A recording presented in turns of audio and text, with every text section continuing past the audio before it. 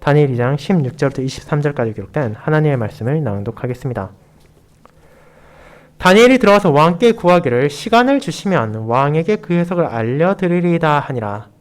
이에 다니엘이 자기 집으로 돌아가서 그 친구 하나냐와 미사엘과 아사랴에게 그 일을 알리고 하늘에 계신 하나님이 이 은밀한 일에 대하여 불쌍히 여기사 다니엘과 친구들이 바벨론의 다른 지혜자들과 함께 죽임을 당하지 않게 하시기를 그들로 하여금 구하게 하니라.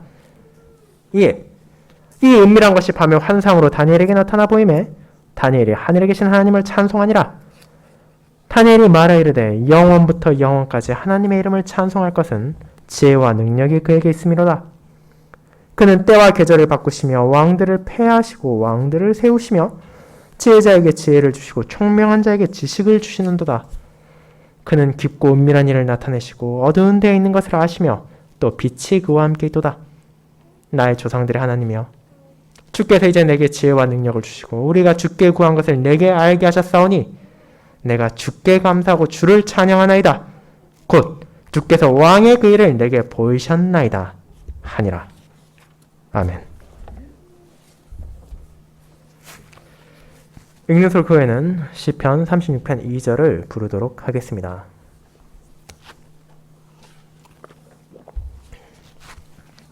오늘 오전 설교는 호주 캘럼스컷 자유교육교회 안톤 사우먼 목사님께서 설교하신 말씀을 허가를 받아 읽는 설교로 봉사하도록 하겠습니다. 설교 제목은 하늘의 하나님께서 다니엘의 믿음의 기도에 응답하사 구원을 베푸십니다. 이고 각각의 대제는 다음과 같습니다. 그 이유는 다니엘이 하나님만을 의지했기 때문입니다. 다니엘이 하나님만을 신뢰했기 때문입니다. 다니엘이 하나님의 영광에만 중점을 두었기 때문입니다. 입니다. 먼저 첫 번째, 다니엘이 하나님만을 의지했기 때문입니다. 부분을 살펴보도록 하겠습니다. 사랑하는 주 예수 그리스도 안에 있는 형제 자매님들, 우리가 오늘 본문에서 보게 되는 다니엘은 아직 어린 청년에 불과했습니다. 그가 바벨론으로 끌려왔을 당시 그의 나이는 아마도 16, 17 정도밖에 되지 않았을 것입니다. 그런 다니엘이 마주한 상황을 보여주는 오늘 본문은 느부갓네살 왕이 다스린 지 2년째 되는 해에 일어난 사건으로 1장의 상황에서 바로 이어지는 것입니다. 이제 다니엘은 바벨론의 모든 지혜자들과 함께 사형의 위기에 처해 있습니다. 하지만 우리가 다니엘 2장에서 읽을 수 있는 것처럼 그런 상황에서 다니엘은 자신이 무엇을 해야 하는지를 알고 있었습니다.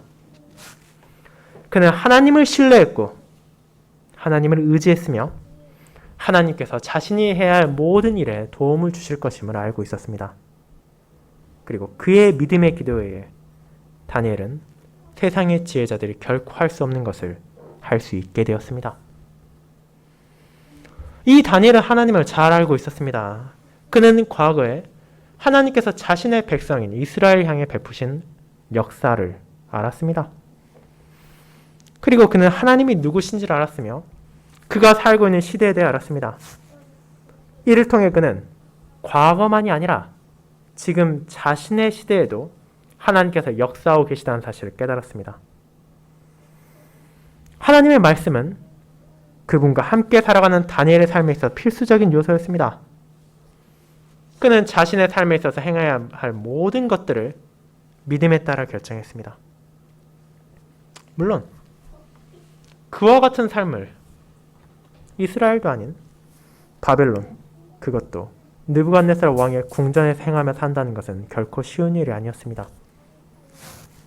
하지만 하나님께서 그에게 힘을 주셨기에 그는 매일매일 자신의 주어진 소명에 따라 그분께 신실히 살아갈 수 있었습니다. 그렇게 그는 지금 자신을 둘러싼 모든 상황, 왕이 꾼 꿈과 그에 대해 내린 명령까지도 포함하여 그 모든 것들이 우연히 일어난 것이 아니라는 것을 자각하고 있었습니다. 이 또한 하나님의 역사하심이었습니다. 먼저 다니엘이 왕의 궁전에 머무르게 된 건 역시 하나님의 뜻이었습니다. 그리고 그곳에서 그는 왕이 찾을 수 있는 가장 훌륭한 지혜자 중 한 명이 되었습니다. 하나님의 일을 통해서 무엇을 나타내십니까? 바벨론, 당시 세상에서 가장 강성했던 왕국의 모든 지혜자들을 부끄럽게 하십니다. 그리고 다니엘은 왕에게 나아갔고 왕은 그의 말을 따라 다니엘과 다른 지혜자들에게 내려질 죽음을 유예시켰습니다. 이제 다니엘은 자기 집으로 돌아와 그의 친구들에게 자신들이 처한 상황에 대해 알렸습니다. 그리고 무엇을 합니까? 그들과 함께 하나님께 기도드립니다. 그분의 자비를 구합니다. 왜냐하면 하나님의 자비가 아니라면 그들은 결코 건진받을 수 없는 위기에 처했기 때문입니다. 지금 그들은 특별한 일이 일어나지 않는다면 바벨론의 다른 지혜자들과 함께 사형을 당해야 했습니다. 자, 그렇다면 생각해 보도록 합시다. 왜 이스라엘 백성들, 다니엘과 그 친구들 포함한 자들이 이 바벨론에 잡혀와서 그런 위기에 처해야만 했습니까? 그 이유는 다른 것이 아닙니다. 하나님을 향한 그들의 불순종의 결과 때문이었습니다. 다니엘 9장 5절에서 다니엘은 자신을 포함하여 그 백성들의 죄를 다음과 같이 고백합니다. 우리가 이미 범죄하여 패악하며 행악하며 반역하여 주의 법도와 규례를 떠났사오며 라고 말입니다.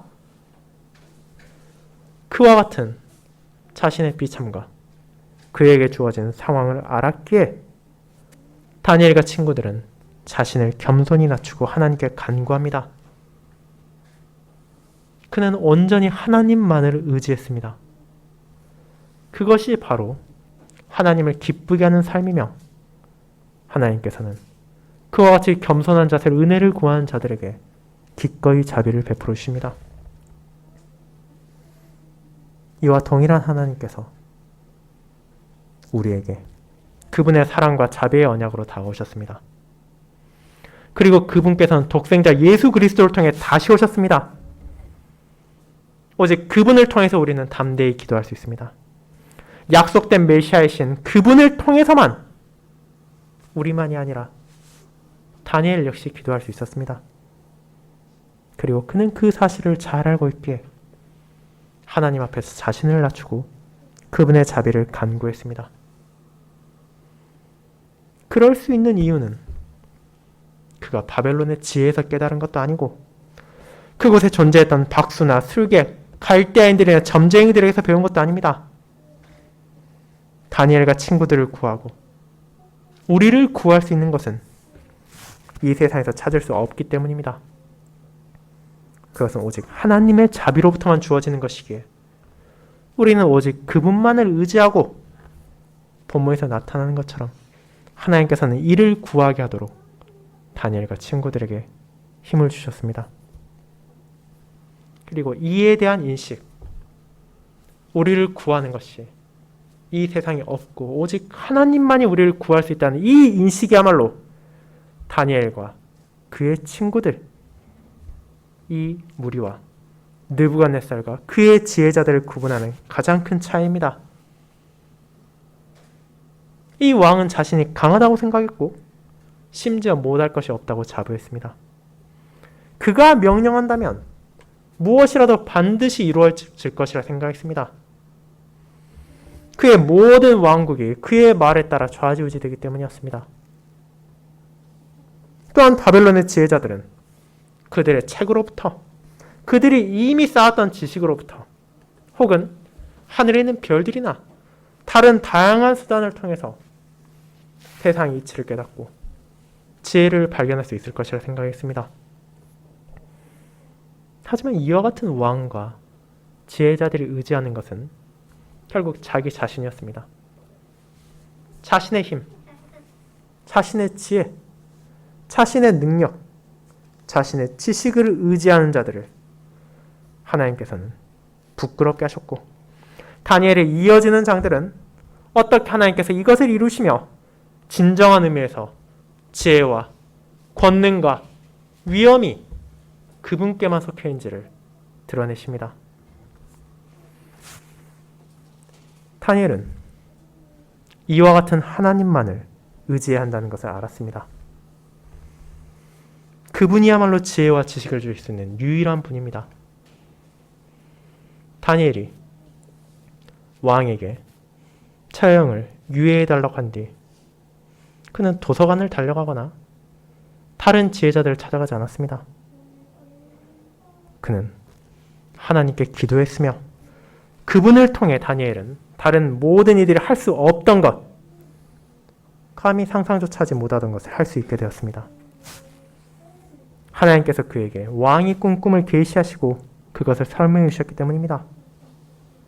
이를 통해 다니엘 자신의 능력을 통해서가 아니라 자신의 엄청난 통찰력이 아닌 오직 하나님을 향한 전적인 의지를 통해 왕이 구하던 것을 그는 알게 된 것입니다.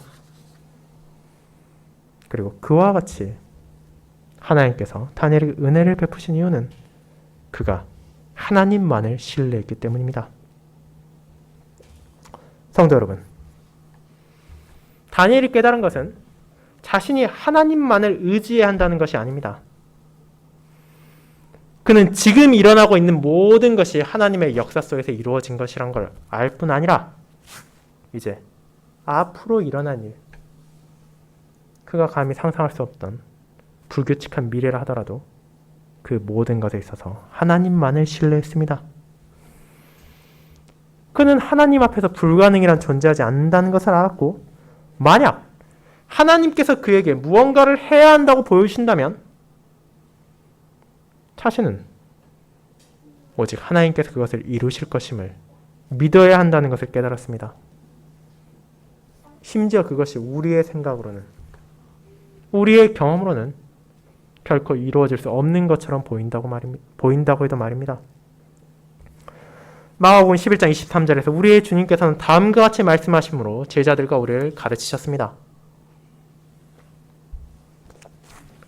내가 진실로 너에게 이르노니 누구든지 이 산더러 들려 바다에 던져지라 하며 그 말하는 것이 이루어질 줄 믿고 마음에 의심하지 아니하면 그대로 되리라.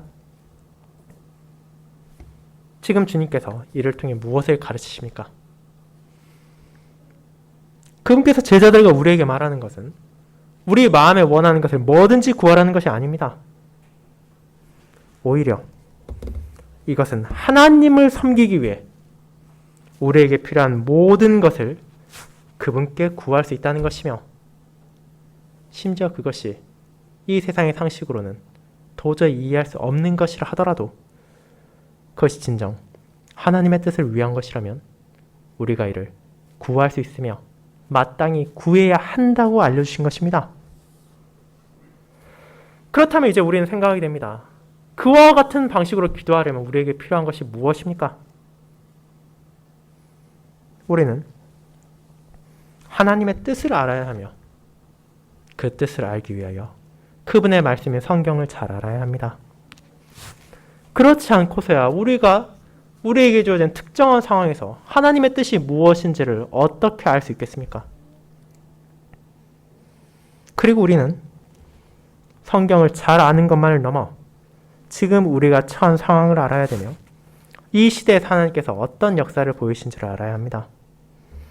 그것을 깨달을 때에만 우리가 진정으로 필요로 하는 것을 하나님께 구할 수 있습니다. 그리고 이 사실은 동시에 우리를 겸손하게 만듭니다.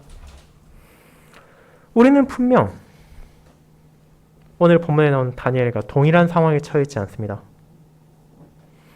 그는 하나님의 계획, 그분의 구원 역사에 있어서 아주 중요한 위치에 있었습니다. 그리고 다니엘 역시 그 사실을 알고 있었습니다. 하지만 그만이 아니라 우리 또한 자신에게 주어진 각각의 장소에서 스스로를 낮추고 우리 자신에게 주어진 소명에 대해 알아야 합니다.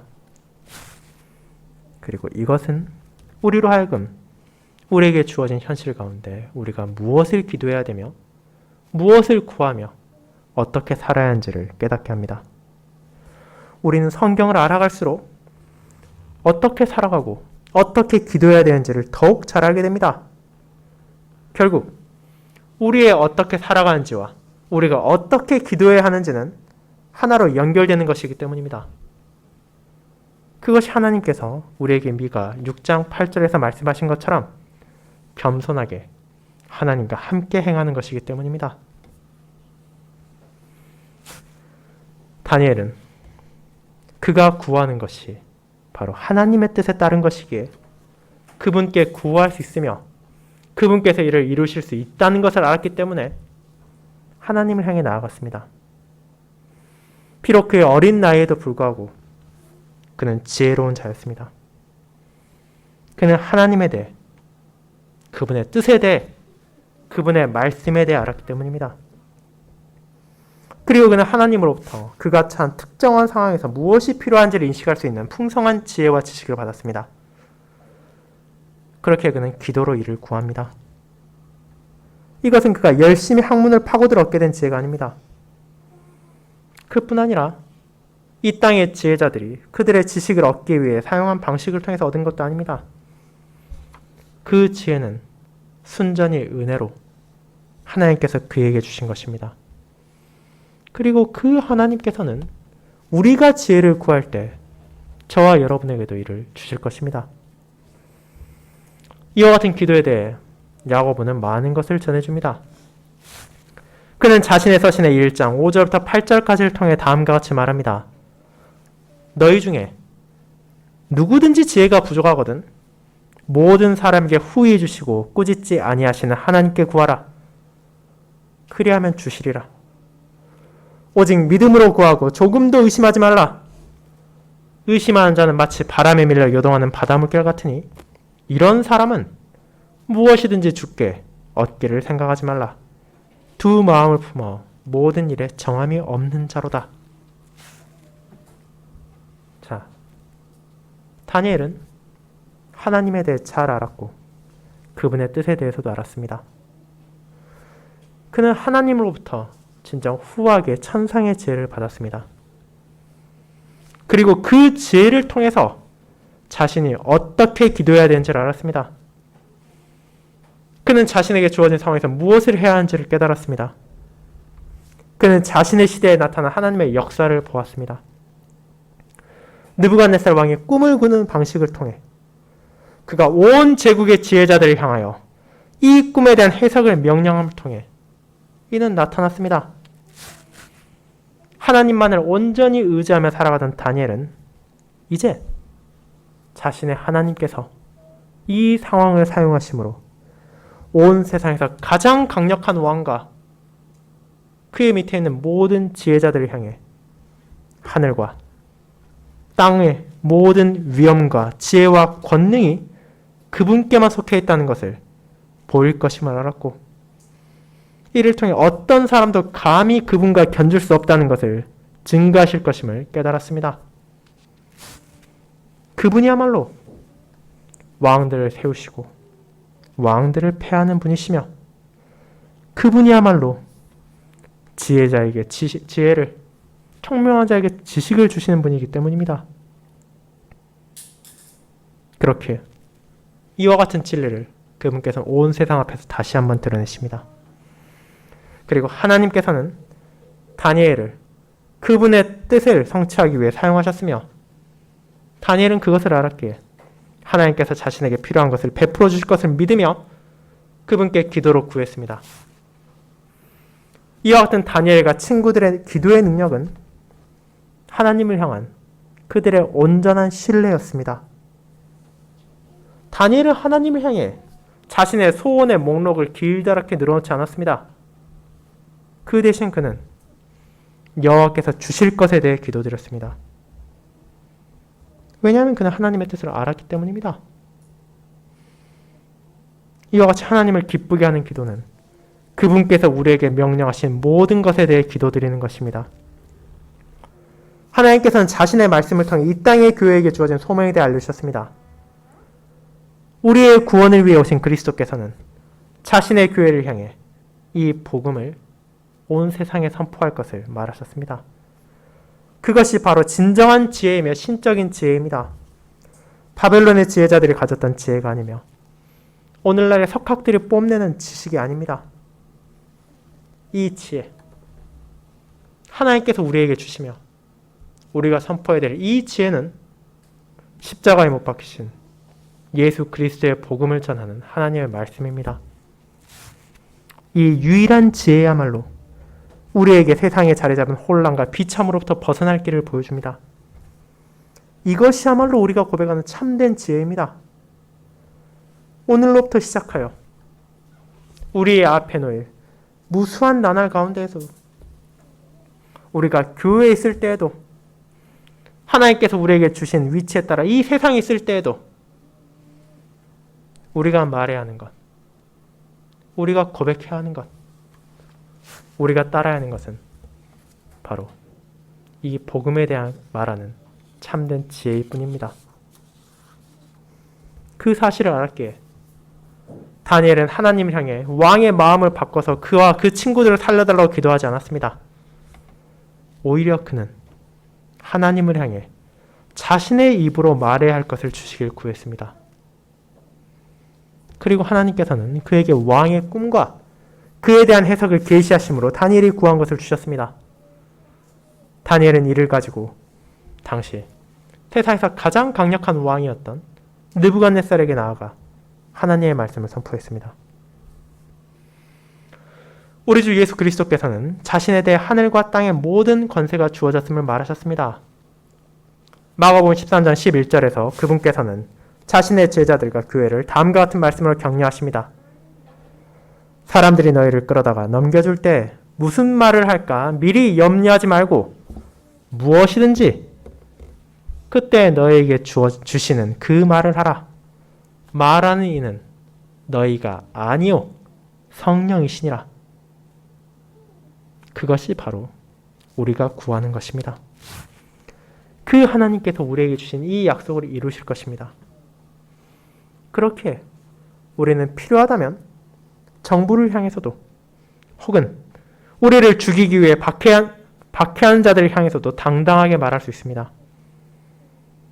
그럴 때 우리는 지금 우리가 마주하는 악한 상황으로 말미암아 좌절하지 않을 수 있게 됩니다. 하나님만을 의지할 때 우리는 다니엘이 그랬듯이 두려움을 떨치고 말할 수 있습니다. 왜냐하면 우리 역시도 그 상황에서 해야 할 말을 주시는 것은 나 자신이 아니라 바로 모든 지혜를 가지신 하나님이라는 것을 알고 있기 때문입니다. 야고보는 자신의 서신 가운데 또 다른 예시를 들어주기도 했습니다. 야고보서 5장 17절 18절은 다음과 같습니다. 엘리야는 우리와 성정이 같은 사람이로되 그가 비가 오지 않기를 간절히 기도한즉 3년 6개월 동안 땅에 비가 오지 아니하고 다시 기도하니 하늘이 비를 주고 땅이 열매를 맺었느니라. 그리고 이 말에 앞서 이렇게도 전했습니다. 의인의 간구는 역사하는 힘이 큼이니라. 다니엘과 마찬가지로 엘리야 역시 하나님의 말씀을 알았습니다. 그는 자신의 시대가 어떠한지를 하나님께서 모세를 통해 주시는 신명기 28장에 가리키고 있는 상황이라는 것을 알았습니다. 그리고 하나님께서 성령님을 통해 그의 안에 역사하심으로 그가 자신의 시대를 알고 그렇다면 그 상황에서 무엇을 구해야 하는지를 깨닫게 하셨습니다. 그 결과 엘리야는 기도했고 하나님은 그 기도를 들으셨습니다. 이와 같은 다니엘과 엘리야는 성경에 나오는 위대한 인물들입니다. 그들은 우리에게 강력한 인상을 줍니다. 그렇다면 우리가 감히 그들과 같다고 말할 수 있습니까? 그들이 우리가 따라야 할 모범이 될 수 있습니까? 어쩌면 여러분은 우리는 감히 그럴 수 없다고 생각할지도 모릅니다. 하지만 다시 한번 앞선 야고보의 서신을 떠올려 보시기 바랍니다. 그는 다음과 같이 말했습니다. 엘리야는 우리와 성정이 같은 사람이로되. 그는 엘리야의 의로움을 강조하지 않았을 뿐 아니라 본질적으로 그는 우리와 다를 것이 없다고 말합니다. 물론 이 사실이 엘리야나 다니엘을 깎아내리는 것도 아니고 우리가 엘리야와 다니엘과 동일한 것을 구하라는 말도 아닙니다. 그들은 특정한 시대에 살아가며 자신들의 상황에서 하나님의 말씀이 가르치는 필요한 것들을 구했습니다. 그렇기에 우리가 구해야 할 것은 그들과 동일한 것이 아니라 하나님께서 우리의 상황에서 구하시는 것을 기도해야 합니다. 그리고 이와 같은 기도에 대해 의심하지 않도록 야고보는 그의 서신에서 우리가 기도의 능력을 무시하거나 의심해서는 안 된다고 설명하며 이를 엘리야와 다니엘을 바라봄으로 깨닫게 합니다. 하나님의 교회는 이 세상을 바꿀 강력한 권능을 가지고 있지만 이것은 칼이나 힘을 통해서가 아니라 오직 기도를 통해서 주어집니다. 교회는 주님 안에서 이처럼 강력한 무기를 가지고 있기에 우리는 오직 하나님만을 신뢰해야 합니다. 그리고 그 무기를 주신 하나님께서 교회에게 원하는 소명은 온 세계와 민족을 향해 복음을 선포하는 것이며 그들을 그리스도의 제자로 만드는 것입니다. 이를 전하신 주 예수님께서는 다음과 같이 우리를 격려하십니다. 볼지어다 내가 세상 끝날까지 너희와 항상 함께 있으리라. 자, 그렇다면 우리는 그분을 참으로 신뢰하고 있습니까? 우리는 그분의 약속을 믿고 있습니까? 그분께서는 저와 여러분과 지금도 함께하고 계시며 세상 끝날이 찾아올 때까지도 우리를 떠나시지 않을 것입니다. 여러분이 성령님을 향해 우리를 인도해 주시길 기도할 때 그분께서는 우리를 통해 말하시고 우리의 입을 통해 하나님으로부터 전해지는 지혜와 은혜로 충만한 말씀이 나오게 하실 것입니다. 그렇게 하나님께서 우리의 기도를 들으시고 그분께서 우리가 구하는 것을 주실 것이라는 확신을 가지고 기도하시기 바랍니다. 그렇게 함으로 우리는 나아가 하나님께서 우리에게 주신 모든 기회를 사용하여 그분의 말씀을 어떤 두려움도 없이 전할 수 있게 될 것입니다. 유다에서 포로로 잡혀온 어리고 중요하지 않은 존재였던 다니엘이 이 땅의 강인한 왕 앞에서 담대히 말하고 하나님께서는 그를 사용하시면 온 세상에 자신의 권능을 드러내셨던 것처럼 여러분이 자신이 이 땅에서 중요하지 않다 생각하고 연약하다 생각할지라 하더라도 하나님께서는 바로 우리를 통해서도 이 세상에 그분의 지혜를, 그분의 복음을 분명히 나타내실 것입니다. 그렇게 우리는 기도와 함께 이 세상에 영향을 줄 수 있으면 주어야만 합니다.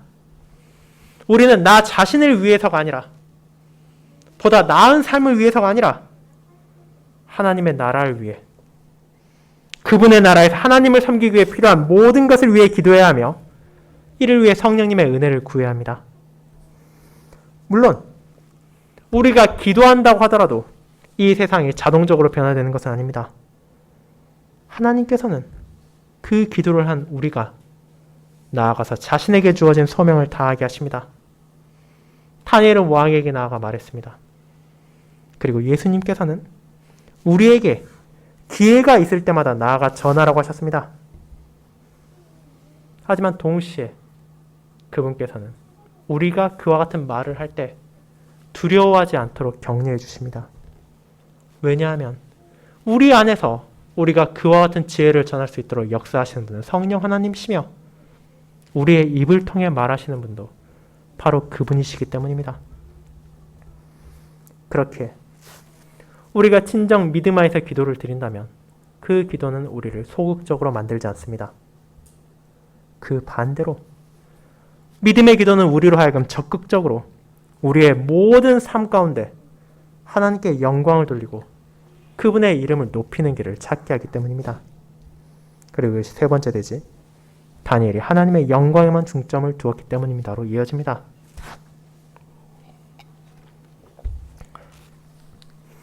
하나님께서 다니엘의 기도에 응답하신 후 다니엘이 가장 먼저 한 일은 무엇이었습니까? 그는 하나님 앞에 무릎을 꿇고 그분께 감사를 드렸습니다. 다니엘은 비록 여전히 자신과 그 친구들의 목숨이 경각에 달려있을지라 하더라도 지금 즉시 왕에게 달려가는 것보다 먼저 해야 할 것이 있다는 것을 알았기 때문입니다. 그것은 바로 하나님을 찬양하는 것이었습니다. 다니엘은 이 계시를 주신 하나님을 찬양해야 하는 것이 가장 중요한 것임을 깨달았습니다. 그렇게 심지어 그는 왕에게 그의 꿈이 무엇을 가리키는 것인지를 설명하기도 전에 그 자리에서 자신이 행해야 할 것을 실천했습니다. 하나님을 예배하고 그분을 찬양하며 그분을 섬기는 것이야말로 우리의 모든 삶의 목적이기도 합니다. 왜냐하면 이를 위해 우리는 창조되었으며 그리스도의 은혜로 건진받았기 때문입니다. 그리고 우리는 이를 위해 하나님의 백성으로 부름받았습니다. 우리의 삶의 중심에 있어야 하는 것, 우리의 기도의 중심에 있어야 하는 것은 바로 이 하나님을 향한 찬양과 감사입니다. 만약 그것이 우리 삶과 기도의 중심적 요소로 자리 잡는다면 우리는 어떻게 기도를 드려야 하는지를 알게 될 것이며 이 기도가 얼마나 강력한 힘을 가졌는지를 알게 될 것입니다. 그리고 그와 같은 기도를 하나님께서는 들어주실 것입니다. 우리는 본문의 20절부터 23절까지를 통해 다니엘이 어떻게 기도했는지를 읽게 됩니다. 이는 그저 하나님께서 어떤 일을 행하셨는지를 언급하는 짤막한 기도가 아닙니다. 그는 다양한 방식을 통해 하나님의 위대하심을 드러냅니다. 하나님의 어떤 분이신지, 무엇을 행하셨는지를 말합니다. 그분이야말로 때와 계절을 바꾸시고 왕들을 세우시고 폐하시는 분이시며 지혜와 지식을 주시는 분이십니다. 그렇게 다니엘은 지금 자신이 받은 지혜 역시 하나님으로부터 왔다는 것을 알았습니다. 왕이 꾼 꿈과 그에 대한 계시는 바벨론의 지혜자로부터 온 것이 아니라 하나님께서 알려주신 것이기 때문입니다. 자, 이 전능하신 하나님께서, 이 전지하신 하나님께서 그 상황을 만드셨습니다. 그분께서 왕에게 꿈을 꾸게 하셨고 왕이 지혜자들에게 그 꿈에 대해 말하도록 움직이셨습니다. 그리고 하나님께서 이 상황을 사용하심으로 그분의 권능과 위엄을 드러내십니다. 그와 같은 하나님께서 지금 이 순간에도 역사하고 계십니다. 오늘날 이 세상에는 많은 혼란이 가득하며 우리가 이해할 수 없는 많은 일들이 일어나고 있습니다. 그 결과 다양한 불안과 염려가 사람들을 덮치고 심지어 신자들을 두렵게 하기도 합니다. 하지만 그 또한 하나님께서 일어나게 하신 것입니다. 그분께서 이를 사용하심으로 세상을 향해 그들의 연약함과 어리석음을 알게 하시며 우리와 대조되는 하나님의 전능한 능력과 무한한 지혜를 의지하게 하십니다. 물론 이를 바라보는 모든 사람들이 그것을 받아들인 것은 아니며 많은 경우 사람들은 하나님의 지혜를 외면하고 그분만을 하나님으로 의지하기를 거부합니다. 주 예수님께서 우리에게 말씀하신 것처럼 이 세상의 광기와 어리석음은 점점 커져가고만 있습니다. 그렇게 그리스도께서 다시 오시는 날 하나님의 지혜와 선하심은 더욱더 분명하게 나타날 것입니다. 이 세상의 어리석음과 악함, 하나님의 지혜와 선하심의 대조가 극에 달할 것입니다. 그리고 그리스도께서 오실 때 모든 사람들은 자신들이 원하건 원하지 않건 참된 위엄과 권능이 오직 하나님께만 속해 있다는 것을 알게 될 것입니다. 그 모든 것을 알고 있기에 그리스도께서 오시기까지 우리에게 주어진 소명은 바로 그와 같은 하나님만을 의지하고 하나님만을 신뢰하며 그분의 이름을 찬양드리기 위해 기도드리고 우리에게 주어진 장소에서 신실히 일하는 것입니다. 그리고 그 모든 일을 행하는 데 있어 두려움을 떨쳐버립시다.